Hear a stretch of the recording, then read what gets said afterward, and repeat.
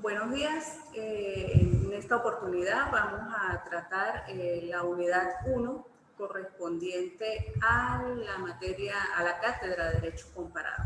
En esta unidad vamos a desarrollar en líneas generales y de manera breve la definición del derecho comparado, la historia del derecho comparado, la función, las características y la utilidad del derecho comparado. En primer lugar, hablaremos de la definición. Si bien es cierto, existen varias definiciones que estaré dejando en el aula virtual para el estudio y análisis de las mismas, vamos a dar una breve definición en términos generales a efectos de esta clase. En tal sentido, tenemos que el derecho comparado es el estudio de las distintas instituciones jurídicas a través de las distintas legislaciones positivas existentes en los distintos países. Contrasta instituciones o figuras jurídicas de distintos ordenamientos con la finalidad de profundizar en el conocimiento del ordenamiento jurídico propio, del ordenamiento jurídico nacional.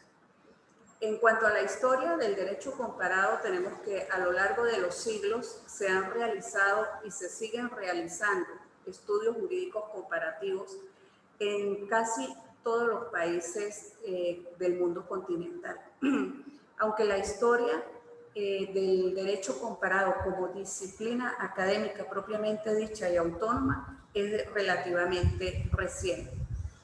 Los autores Konrad Zellweger y Heinz Kotz de Alemania señalan como el primer estudio comparativo de derecho la obra Las leyes de Platón, obra en la que el filósofo griego comparó el derecho de las distintas ciudades-estados griegas, en la cual describe dichos derechos y comprueba su eficacia a la luz de una constitución de carácter ideal concebida por él en base a dichos derechos. También Aristóteles, en la cultura griega, comparó las constituciones de 153 ciudades-estados griegos, aunque solo a nuestra actualidad se ha llegado al conocimiento de la parte dedicada a Atenas. Por su parte, el jurista francés René David menciona que las comparaciones también se anteceden o se presentaron en las leyes de Solón en Atenas y en la ley de las 12 tablas, que representa la primera gran ley escrita del derecho romano en la época entre el 451 y el 449 a.C. Señala este autor que los juristas franceses antiguos, al comparar las costumbres, pudieron determinar los principios de un derecho consuetudinario y los mismos, la misma situación se presentó en Alemania en relación con el derecho privado alemán.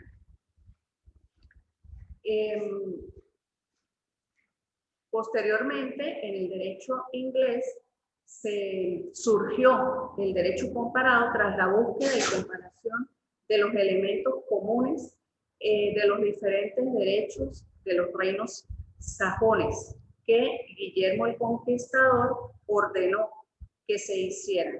Luego de la conquista de Inglaterra en el año 1066, el resultado fue lo que los normandos llamaron la común ley, o sea, el derecho común que los tribunales reales deberían aplicar en todo el reino. Al respecto, René David, ya mencionado, explica que el término o nombre derecho comparado no se utilizó sino hasta mediados del siglo XX, cuando se iniciaron los estudios de derecho comparado de manera sistemática, es decir, con la finalidad de restituir la ciencia jurídica a su anterior universalismo en tanto atributo de toda ciencia. Continuando pues con la historia del desarrollo del derecho comparado, tenemos que en 1869 se creó en Francia la Sociedad de Legislación Comparada y en 1876 surge o se crea la Oficina de Legislación Extranjera. En 1900 se celebró en París el primer Congreso Internacional de Derecho Comparado al que asistió como representante de la familia jurídica del Common Law, Sir Frederick Pollard. Al finalizar la Primera Guerra Mundial, las naciones aliadas emprendieron en 1917 una gran labor con el fin de unificar la legislación existente, lo que dio como resultado la creación de la Sociedad de Naciones. Posteriormente, ya en el siglo XX, a mediados del siglo XX, con la finalización de la Segunda Guerra Mundial, se convirtió en la Organización de las Naciones Unidas en 1945-46. En 1926 se creó en Roma el Instituto Internacional para la Unificación del Derecho Privado.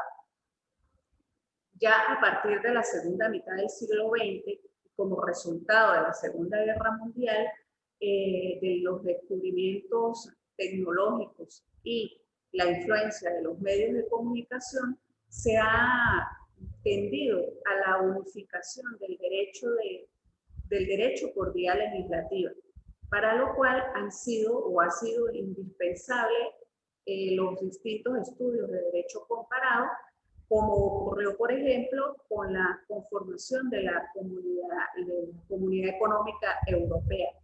Y a nivel de Europa y a nivel latinoamericano, incipientemente con la creación de organismos como el ALMA.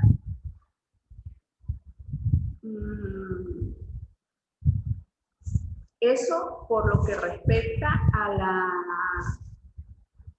historia del derecho comparado.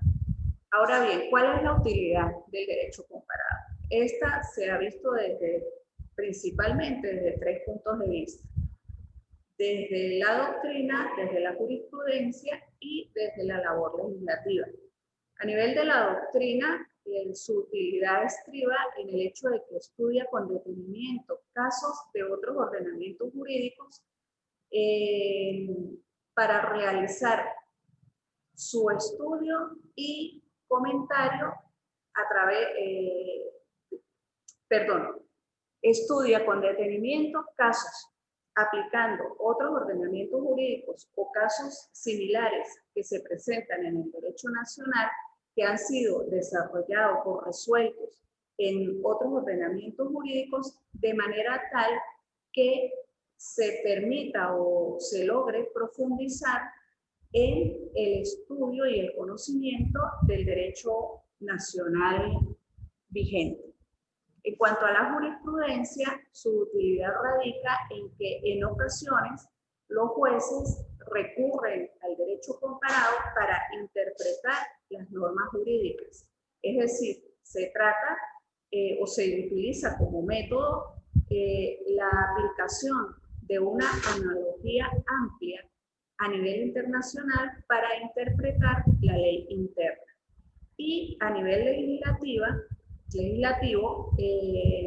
los legisladores suelen tomar ideas y modelos del exterior, es decir, de la normativa exterior, para implementarlos en nuevas leyes que buscan solucionar problemas que se plantean a nivel local. A tal efecto se recurre a la recopilación de información para hacer comparaciones, bien sea a nivel de derecho laboral, mercantil, civil, penal, constitucional, procedimental, etc. Posteriormente, ahora a continuación, pues vamos a tratar los fines del derecho comparado. Entre estos tenemos, en principio, básicamente son 4. El primero, mejorar el conocimiento del derecho nacional. ¿Por qué? Porque permite ampliar horizontes culturales, permite además comprender el alcance de los problemas jurídicos y se obtiene una mayor sensibilidad para resolver dichos problemas. También permite perfeccionar los instrumentos al utilizar las experiencias y conocimientos derivados de otros sistemas jurídicos. En segundo lugar, tenemos contribuye a la formación de un lenguaje jurídico internacional. Es decir, el derecho comparado implica contrastar siempre un derecho nacional con otros derechos extranjeros. También contrasta derechos extranjeros, lo que significa o implica que se ha de adquirir el conocimiento del idioma en que se desenvuelve el derecho extranjero para tomar contacto con las distintas familias jurídicas.